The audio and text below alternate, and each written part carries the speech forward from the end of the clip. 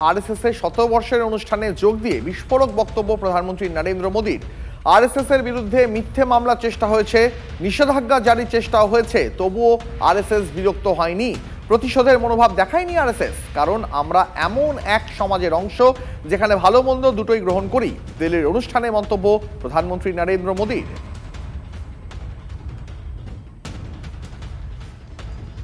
ऐसा नहीं है कि संघ पर हमले नहीं हुए, संघ के खिलाफ साजिशें नहीं हुई। हमने देखा है कैसे आजादी के बाद भी संघ को कुचलने का प्रयास हुआ, मुख्य धारा में आने देने का और उसे न आने से रोकने का अनगिनत षड्यंत्र हुए। परम पूज्य गुरु जी को झूठे केस में फंसाया गया, तब परम पूज्य गुरु जी ने बहुत सहजता से कहा था, कभी कभी जीभ दांतों के नीचे आकर दब जाती है, कुचल भी जाती है, लेकिन हम दांत नहीं तोड़ देते, क्योंकि दांत भी हमारे हैं और जीभ भी हमारी है। আরএসএস এর শতবর্ষের অনুষ্ঠানে যোগ দিয়ে বিস্ফোরক বক্তব্য প্রধানমন্ত্রী নরেন্দ্র মোদীর। সরাসরি চলে যাব, আমাদের সহকর্মী সৌরভ গুহ রয়েছেন আমাদের সঙ্গে। সৌরভ, এই 100 বছরের অনুষ্ঠানে যোগ দিয়ে প্রধানমন্ত্রী যে বক্তব্য পেশ করলেন, তিনি যে কথাটা বললেন যে আরএসএস এর বিরুদ্ধে মিথ্যে মামলার চেষ্টা করা হয়েছে, নিষেধাজ্ঞা জারির চেষ্টা করা হয়েছে, প্রধানমন্ত্রীর এই বক্তব্য তো বিস্ফোরক, এ তো নতুন করে অনেক বিতর্কে জন্ম দিয়ে দিল।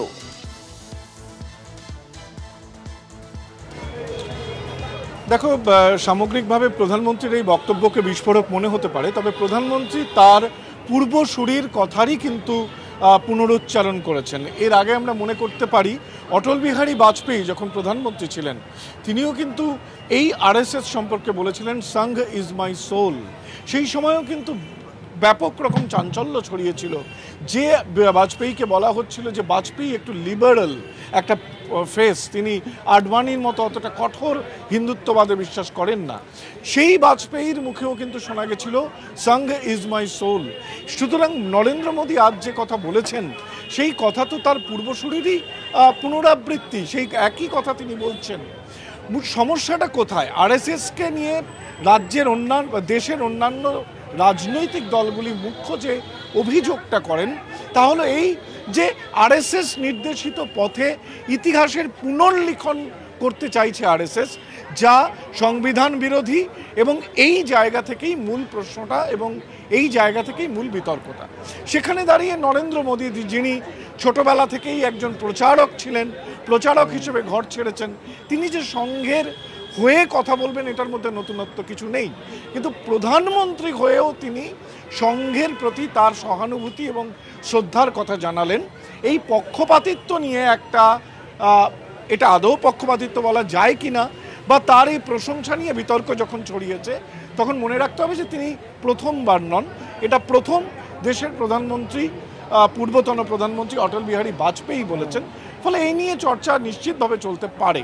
তবে এই আরএসএসের প্রতি তার এই শ্রদ্ধা ফলিত রাজনীতিতে কি কি বদল আনতে পারে, বা কি কি বিতর্কগুলির দিকে প্রধানমন্ত্রী হয়ে তার যেখানে কঠোর পদক্ষেপ নেওয়ার কথা, রাজধর্ম পালনের কথা, তিনি আদৌ নেন কিনা, বা তিনি নিষ্ক্রিয় থাকেন কিনা, সুতরাং তা নিয়ে নিশ্চিতভাবে আগামী দিনে চর্চা চলতে পারে। একেবারে সৌরভ, আমাদের সঙ্গে থাকো। আরও একবার আপনাদের জানিয়ে রাখি, আরএসএস এর শতবর্ষের অনুষ্ঠানে যোগ দিয়ে বিস্ফোরক দাবি করলেন প্রধানমন্ত্রী নরেন্দ্র মোদী। আরএসএস এর বিরুদ্ধে মিথ্যে মামলার চেষ্টা হয়েছে, নিষেধাজ্ঞা জারি করার চেষ্টা হয়েছে, তবুও বিরক্ত হয়নি আরএসএস, প্রতিশোধ নেওয়ার মনোভাব দেখায়নি। কারণ আমরা এমন এক সমাজের অংশ যেখানে ভালো মন্দ দুটোই গ্রহণ করি। দিল্লির অনুষ্ঠানে মন্তব্য নরেন্দ্র মোদীর। এই মুহূর্তে তৃণমূল মুখপাত্র তন্ময় ঘোষ রয়েছেন আমাদের সঙ্গে।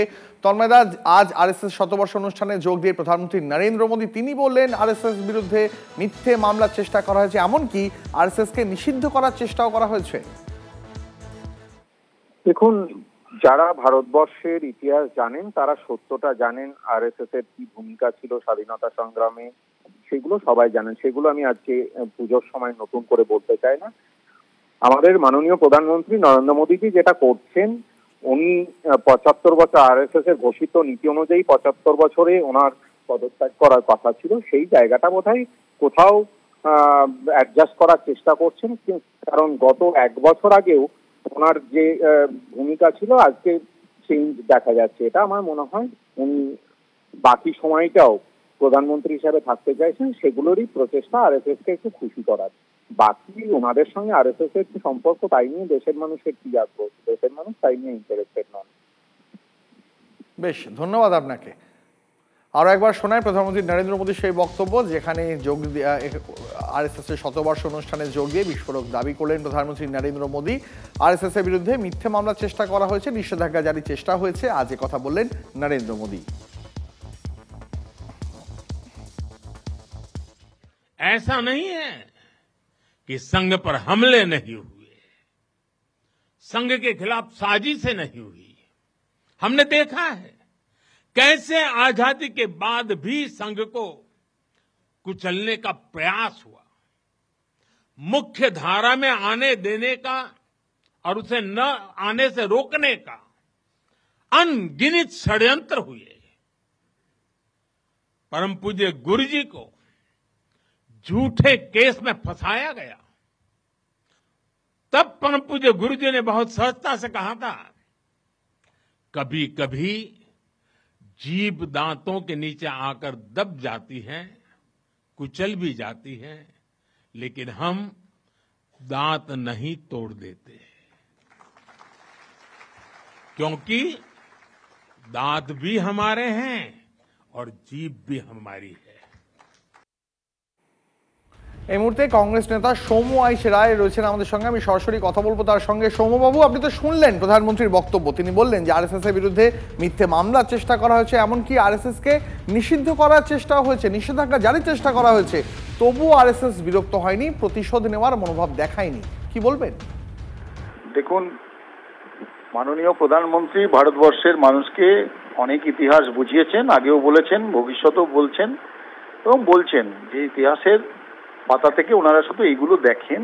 আসলে এই দেশটা ভারতবর্ষে স্বাধীন হওয়ার পরে এবং স্বাধীনোত্তর ভারতবর্ষে আরএসএস এর ভূমিকাটা ছিল অত্যন্ত লজ্জাজনক।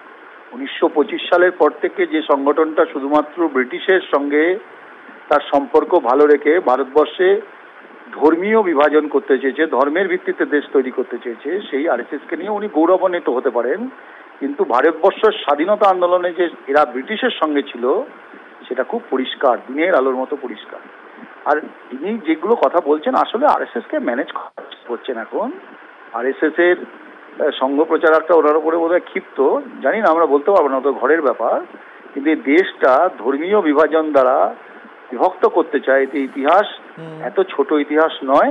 এই ভারতবর্ষে হিন্দু মুসলমান করে ভারতবর্ষটাকে নষ্ট করে দিতে চায়, তাই উনি আরএসএস কে ম্যানেজ করছেন, ম্যানেজ করার চেষ্টা করছেন। লাভ হবে না, ভারতবর্ষের মানুষ আরএসএস বুঝতে পেরেছি। সৌম্যবাবু, অনেক ধন্যবাদ আপনার প্রতিক্রিয়ার জন্য।